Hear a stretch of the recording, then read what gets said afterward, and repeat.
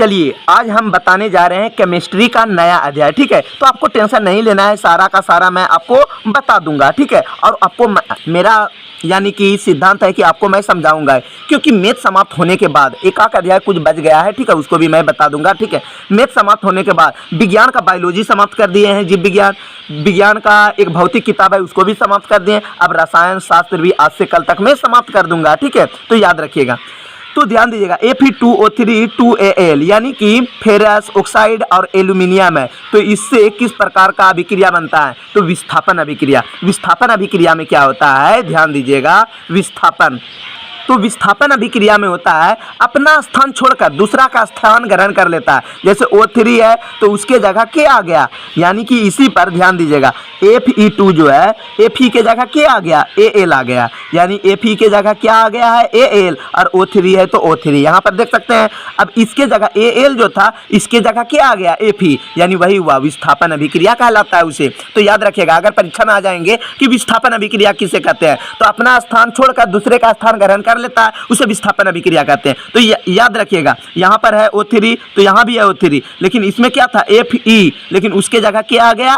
Al, और Al के जगह क्या चल गया? Fe, तो वही चीज हुआ विस्थापन अभिक्रिया। ठीक है, यानी कि Fe के जगह Al आ गया और Al के जगह Fe आ गया, वही हुआ विस्थापन अभिक्रिया। अब ध्यान दीजिए, यहाँ पर लिखा गया है लौह चूर्ण पर तनु हाइड्रोक्लोरिक अम्ल डालने पर क्या होगा? लौह चूर्ण पर यानी लोहे के चूर्ण पर क्या होता है? ध्यान दीजिए। तो यहाँ पर आप देख सकते हैं, हम समझा रहे हैं यहाँ पर। ठीक है, थोड़ा सा बचा हुआ है जगह। Fe मतलब होता है लोहा, लोहा को जिसे आयरन बोला जाता है। तो लौह चूर्ण यानी लोहा को तनु हाइड्रोक्लोरिक अम्ल, तो HCl को हाइड्रोक्लोरिक अम्ल बोला जाता है। तो इसको बदलने पर क्या हो जाएगा? FeCl2 यानी फेरस क्लोराइड, जिसे आयरन क्लोराइड और हाइड्रोजन गैस, क्या क्या बनता है? हाइड्रोजन गैस और आयरन क्लोराइड। फेरस को आयरन भी बोला जाता है या फेरस भी बोला जाता है। तो आयरन क्लोराइड, Cl से क्या होता है? क्लोराइड, ये बैलेंस कर सकते हैं यहाँ पर। ठीक है, आयरन क्लोराइड और क्या हो जाएगा? Hydrogen gas. तो यहाँ पर आप देख सकते हैं क्या बन जाएगा? हाइड्रोजन गैस और आयरन क्लोराइड। ठीक है, इस तरह से आपको समझाना है। तो इतना अगर मैं समझाऊंगा तो वीडियो काफी बड़ा हो जाएगा। ठीक है, तो चलिए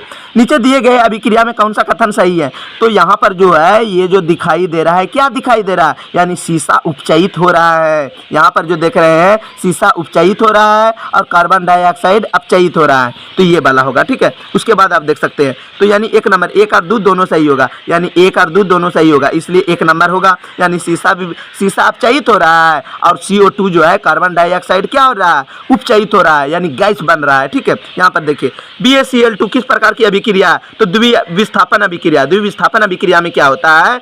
उसका स्थान ध्यान दीजिएगा अदला बदली कर लेता है, ई इसके जगह, ई इसके जगह, ई इसके जगह। तो आपको समझ में आ जाएगा ऐसा अभिक्रिया को क्या कहा जाता है? द्विविस्थापन अभिक्रिया। तो Ba के जगह में क्या आ गया? ध्यान दीजिए, यहाँ पर हो गया, उसमें तो अपना स्थान छोड़कर दूसरा का स्थान ग्रहण कर लिया, ये अदला बदली करता है। तो Ba के जगह क्या हो गया? Na2। तो यहाँ पर आप देख सकते हैं Ba जो है यहाँ पर, तो Ba है तो Cl2 को छोड़ दिया है और इसके जगह क्या आ गया? SO4। तो Ba लिखा गया है और SA4, अब क्या बच गया? Cl2NO2। तो यहाँ पर देखिए Cl का गो है दूगो, Na2 का गो है दूगो, तो यहाँ पर दो लिख दिए, दूगो Na हो गया और दूगो Cl हो गया। ठीक है, अभिक्रिया में Ca और H2O CO2 किस प्रकार की अभिक्रिया है? संयोजन अभिक्रिया हो जाएगा। CaCO2 यानी क्या होता है? दूगो टूटकर एगो बना तो संयोजन, और ये क्या हुआ? एगो था, पूरा एगो है, टूट के कागो बन गया? दूगो, एगो यहाँ यानी प्लस में, तो वियोजन। याद रखिएगा, यानी एगो से दूगो से एगो बना तो संयोजन, और एगो से दूगो बना तो क्या हो गया? वियोजन। अभिक्रिया में किस प्रकार की अभिक्रिया है? तो हो जाएगा विस्थापन अभिक्रिया। ये किस प्रकार की अभिक्रिया है? तो हो जाएगा संयोजन, क्योंकि दूगो से क्या बना? एगो बना तो संयोजन। श्वसन कैसी अभिक्रिया है? तो उष्माक्षेपी अभिक्रिया। ठीक है, इसके बाद साग सब्जी का विकसित होना कैसा होगा? मतलब साग सब्जी का विकसित होना, कंपोस्ट बनना किस प्रकार की अभिक्रिया? उष्माक्षेपी, यानी गंध करेगा, उष्मा देगा। ठीक है, शरीर में भोजन का पचना उष्माक्षेपी, मतलब उष्मा छोड़ने लगता है, गर्म छोड़ने लगता है। साग सब्जी अगर विकसित होकर ठीक है कंपोस्ट बनना चालू कर देगा। तो शरीर में भोजन का पचना किस प्रकार की अभिक्रिया है? तो शरीर में भोजन पचना उपचयन अभिक्रिया है। याद रखिएगा, उसके बाद है यहाँ पर देखिए, सोडियम सल्फेट और बेरियम क्लोराइड को मिलाने पर किस जंग होता है, सफ़ेद हो जाता है। कभी भी सोडियम सल्फेट लीजिएगा और बेरियम क्लोराइड को मिलाइएगा तो कैसा बन जाएगा, उसका अवक्षेप सफ़ेद हो जाएगा। अभिक्रिया में ZNO + CO2 किस प्रकार की अभिक्रिया होगा, C। याद रखिएगा, ऐसा अभिक्रिया में एक ट्रिक बता देते हैं, लेकिन मैं इसको बेहतर तरीका से केमिस्ट्री में बताएंगे सब्जेक्टिव में। जो यहाँ पर C रहेगा तो उपचयन हो जाएगा। उपचयन क्या हो जाएगा, यहाँ पर C तो C। इसमें देखिए उपचयन क्या है, H2 यहाँ पर है ना, ये वाला, यानी दूसरा नंबर वाला C है तो C आंसर। इसका भी दूसरा वाला C है तो C आंसर। किसमें उपचयन रहेगा था। इसमें कौन सी अभिक्रिया नहीं होगी, तो ZnSO4 Cu नहीं होगी, ठीक है। इसके बाद देखिए कौन, ध्यान दीजिएगा, निम्न में कौन उपचायक है, H2A।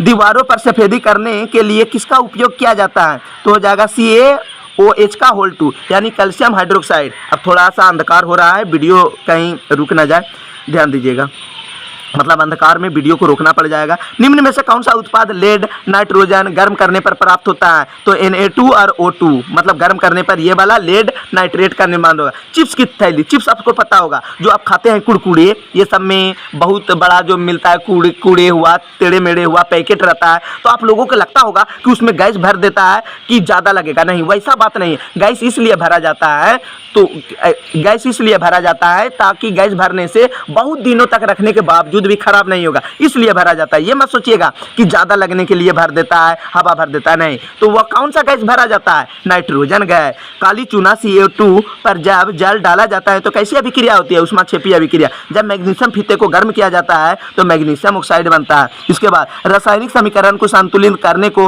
द्रव्यमान संरक्षण के नियम का प्रयोग किया जाता है। फोटोग्राफी में प्रकाश रासायनिक होता है। उपचयन को रोकने वाले पदार्थ को प्रति उपचायक कहते हैं। उपचयन में ऑक्सीजन का अनुपात क्या होता है, बढ़ जाता है, और अपचयन में ऑक्सीजन का अनुपात क्या होता है, घट जाता है। उपचयन में बढ़ जाता है और अपचयन में घट जाता है। शरीर में भोजन का पचना वियोजन अभिक्रिया है। उपचयन में हाइड्रोजन के अनुपात में क्या होता है, हमेशा वृद्धि होता है, यानी बढ़ते रहता है। उपचयन में हाइड्रोजन के अनुपात में क्या होता है, वृद्धि होता है। अगला दिन बताएंगे एसिड बेस एंड साल्ट, जिसे अम्ल क्षारक के नाम से जाना जाता है। ये चैप्टर बताएंगे, आपका विज्ञान भी समाप्त हो जाएगा, मैथ भी समाप्त हो जाएगा, ठीक है। लगभग सोशल साइंस भी लगभग समाप्त ही हो गया है, इसलिए चैनल को आप सब्सक्राइब कर दें, क्योंकि क्लास 10th का बोर्ड एग्जाम जो होगी आपको परेशानी नहीं होगी। इसके बाद जो होगी आपको सब्जेक्टिव एग्जाम, उसका भी तैयारी किया जाएगा। इसलिए ये चैनल को अगर आप सब्सक्राइब करने भूल चुके हैं तो आपको बहुत बड़ा घाटा हो सकता है और सर्च करते करते परेशानी में पड़ जाइएगा। अब आपका इच्छा, सब्सक्राइब करें या ना करें, हमें कोई मतलब नहीं।